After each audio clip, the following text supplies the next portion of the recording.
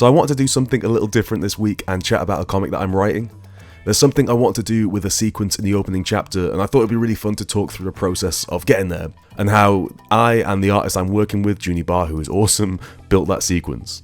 It's a book we're currently crowdfunding through Unbound, so if you do like the look of it, then we'd love your support, and you get a copy of the book in your hands in return. There's a link in the description. Okay, so as a bit of context for this sequence, the unlikely story of Felix and Macabber is about an old monster who used to be a superstar wrestler.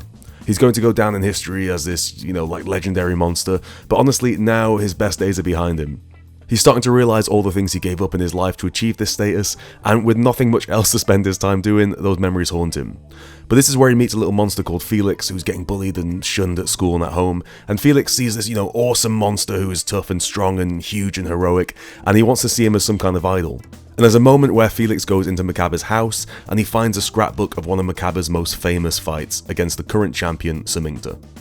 So what I wanted to do for the scene was be able to show off some of who Macabber was, and show off his strength and his toughness and make him look cool in some regard, but also try to create a distance repeatedly through it for the reader. I was kind of picking up tips from that Hellboy in Hell episode I did, where through the use of that narrator there's a kind of distancing effect to the fight that takes place. So it's almost like blocking the reader from getting all the way invested in the story you're showing, so in this case the fight scene, so we can create some distance between who old Macabber was and what he's ended up being now. And there are also some other narrative elements that I wanted to try and get in there about his past and lost loves and things like that, and it felt like a good way to build it in through his action. So it actually came out of a conversation with Juni, my co-creator on the book, as a lot of the stuff in this book did, who wanted to do this flashback fight sequence showing how Macabber became this sort of feared monster. And I figured that there was a way to hit multiple beats across an extended sequence, hopefully some of it just subconsciously. So to create this effect, we did a couple of things, some on Juni's side with the art and some on my side with the writing, together hopefully combining to make the effect work for the reader. So here at the start of the sequence you can see Felix looking at this book, and then we sort of go into the book as an actual comic page. And the reason I want to do this was I felt like it was important to hit the reader with the understanding immediately that everything you're about to see exists purely in the past, almost a level of artifice to it. And what we actually are seeing is Felix diving into this, on the surface, wondrous and fantastical world of monsters wrestling. Juni added things like the paperclip and the tears in the scraps of newspaper and screen tones over the images to make it all look very, very different to everything else we've seen in the book so far. But this page was a key one for me as we tried to outline a lot of the elements going forward in the story. You can see there's the Polaroid with the love heart and the idea of something happening to Mac to end this story through the headline, and the actual text in the paper, and that slight sort of cliffhanger with the "he promised us something truly spectacular tonight" dialogue. What follows is the fight scene, so immediately you can see that there's a colour shift on these pages, with the heavy burgundy overlay and that paper texture that's been laid over the page, and every one of these is actually a bleed page in this whole fight sequence, which we've actually rarely used in the rest of the story. So we're trying to completely change the visual language of the book with this bit. There's no white gutters, the panels kind of like stack and fall on top of each other, and the structure almost comes apart at the seams compared to the regular world, and hopefully it makes these sequences have more dynamism and feel less sort of in control.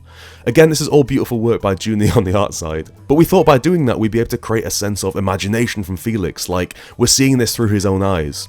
What he's probably looking at is page after page of sort of scrapbook Polaroids or text from newspaper reports of the fight, but what we're actually seeing on the comic book page is we're seeing the fight the way that Felix is. So it's kind of colliding, full of emotive imagery and silhouettes and big brash sound effects, and it's a direct contrast to the way the real world has worked in all the previous sort of 20 pages of this sequence. But there's more we want to say with the book about Felix and Macabber, so it was important to kind of break those moments up. And certain moments I knew we needed to do as a scrapbook, to keep the distance interrupting the flow of the fight. As I say, this was as much about making this look artificial in some capacity, and larger than life and beyond reality as it was in making Mac look cool and a good fighter. So when the tide shifts for Mac in the fight, I made sure we go back to pages like this, which remind you of the way it's being presented to Felix.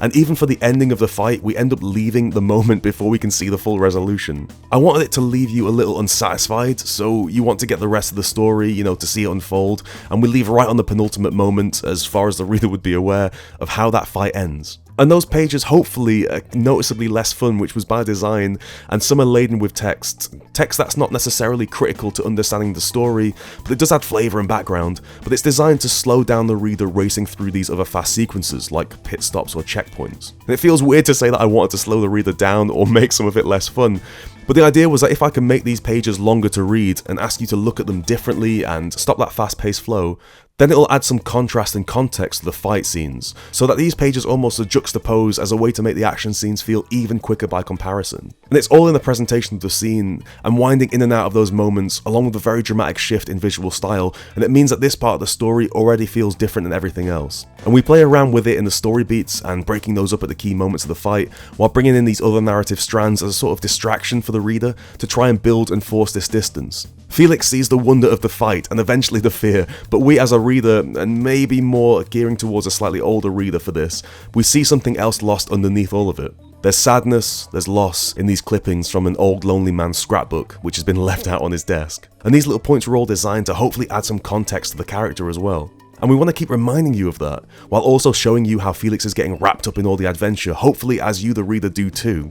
Because ultimately each of these comic book pages that we're working with are almost like blank canvases before we start. And with each context and decision, I'm trying to call back to some of the episodes we've done as well on Strip Panel Naked, and look at some of the things that I've learned from how other people have approached moments like this. If it works is obviously up to the reader to see, we'll find out. But hopefully this episode gives you a bit of insight into how I would go approaching a page in terms of writing. There's a lot you can do with a comic book page and the language of a comic book to draw readers in and keep them going page after page after page. But here we want to flip that on its head a little bit and change the process of the way the audience reads the comic. So here's just another example of a way to do that. Thanks for watching.